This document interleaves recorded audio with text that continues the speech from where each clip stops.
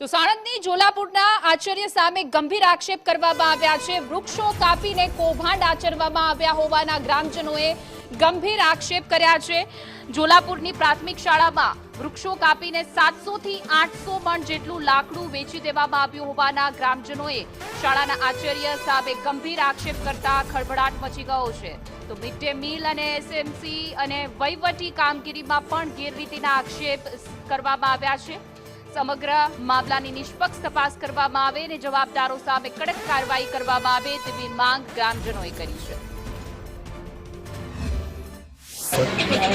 Principal સાહેબ આપણને કોઈ રજૂઆત કરેલી નથી, આપણે કોઈ પરમિશન લીધી નથી, પંચાયતમાં જાણ નથી કરી, એસએફજી કમિટીને પણ જાણ નથી કરી અને એમની રીતે એમને વૃક્ષો કાપવાનું ડાયરેક્ટ મજૂરને આપી અને લાકડા વેચાણ કરાવાય અને 2 ગાડી અને 2 ટ્રેક્ટર આ 4 એમને ભરાઈ અને ડાયરેક્ટ કડી ગામમાં વેચી માર્યા।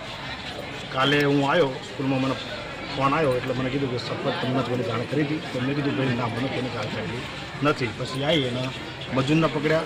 અહીંથી આશરે 700-800 મણ લાકડું કડી ગામે વેચાયેલું।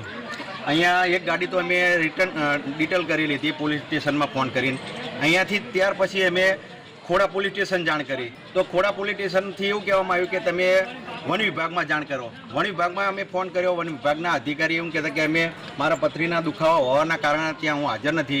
વૃક્ષો કાપવા માટેની ગામના વ્યક્તિ જે આનંદ લક્ષ્મણભાઈ છે એમને વૃક્ષો કાપવા માટેની જ ખાલી જાણ કરેલી, વેચવા બાબતે મારી એમની સાથે કોઈ વાત થઈ નથી। આ નિર્ણય એમને પોતાની જાતે લીધેલો છે, જે બાબતે હું પોતે બિલકુલ અજાણ છું। એને ક્યાં વેચ્યા, કોને વેચ્યા એ બાબતથી હું બિલકુલ